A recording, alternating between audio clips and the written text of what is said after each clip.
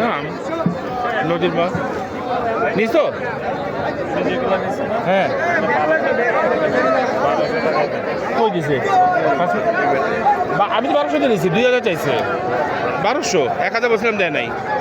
ওই যে লোকটা থেকে তো, কারণ পাবদা মাছ তো তোমার 400 টাকা মেরে দেওয়া যাবে।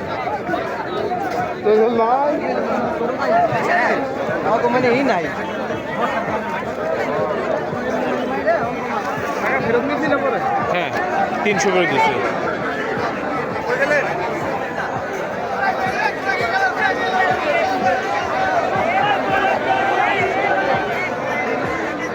এখন ভোর 6টা বাজে।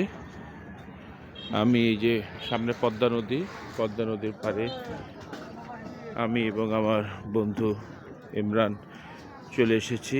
এই যে বিশাল মাছের আড়ত, মৈনটঘাট মাছের আড়ত। এই যে আমার সামনে বিশাল পদ্মা নদী। এই জায়গাটা মিনি কক্সবাজার নামে পরিচিত। এই যে মাছের আড়ত, পদ্মার সব অরিজিনাল মাছ এখানে পাওয়া যায়।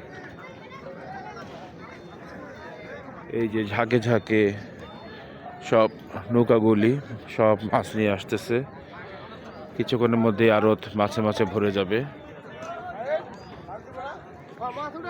সব নৌকা এবং একটু পরে কর্মব্যস্ততা শুরু হয়ে যাবে।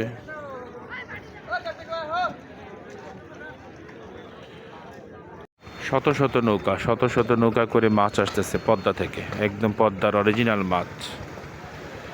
আমি ঘুরে দেখাই, একেবারে শত নৌকা করে। এখন ভোর 6টা, কিছুক্ষণের মধ্যে মাছে ভরে যাবে। আর এই পাশটাতে হচ্ছে আড়ত।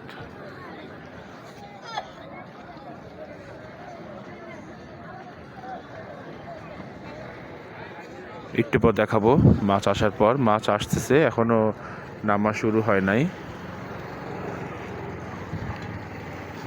এই মৈনটঘাট শুধু মাছের আড়ত না, মিনি কক্সবাজার হিসাবেও সবার কাছে সুপরিচিত।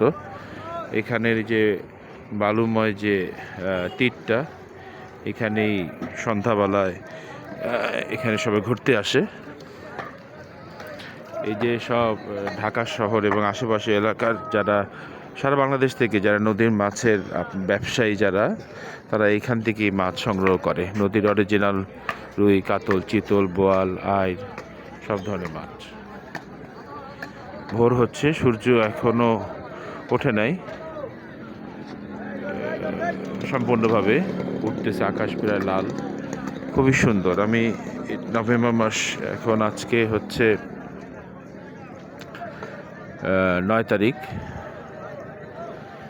এখানে কিন্তু মোটামুটিভাবে শীত অনুভব করছি। খুব সুন্দর একটা, মানে গরমও না ঠান্ডাও না, এরকম একটা পরিবেশ। ঠান্ডা বলা যায় মোটামুটিভাবে।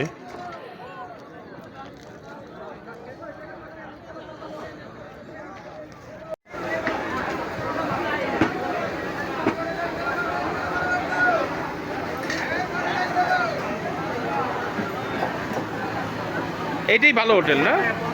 50 টাকা ওনাকে দিবা? না তাহলে আসো। তেমন পরিবেশ কেমন এখানে? দাদা বসেন। পদ্মার পারে কৃষি জমি, ক্ষেত। এখন তেমন ফসল নাই, কিন্তু দূরে ভুট্টা গাছ দেখা যাচ্ছে। আর পুরা ঘাসে শিশির।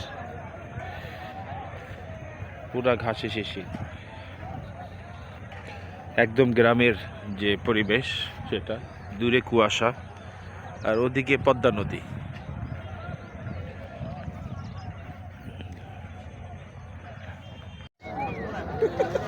আমি কিন্তু টাকা ধরে কিন্তু ভিডিওতে আমার টাকা ধরে।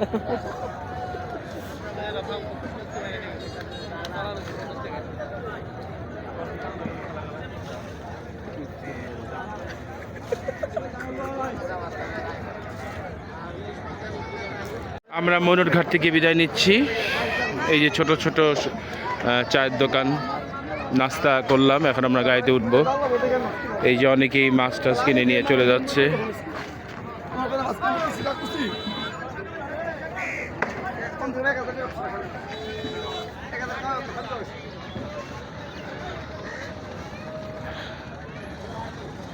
বিশাল পদ্মা নদী, সম্ভবত পদ্মার মেইন অংশটা এই সাইডে, কোনো কুল কিনারা দেখা যাচ্ছে না।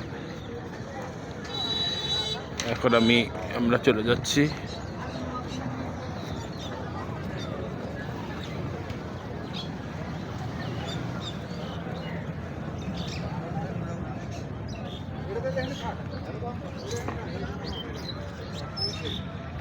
পদ্মা খাবার হোটেল।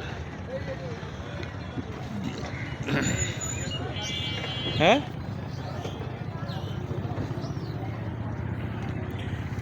বিদায় মৈনট ঘাট, বিদায় পদ্মা নদী। মাছ রাখছো?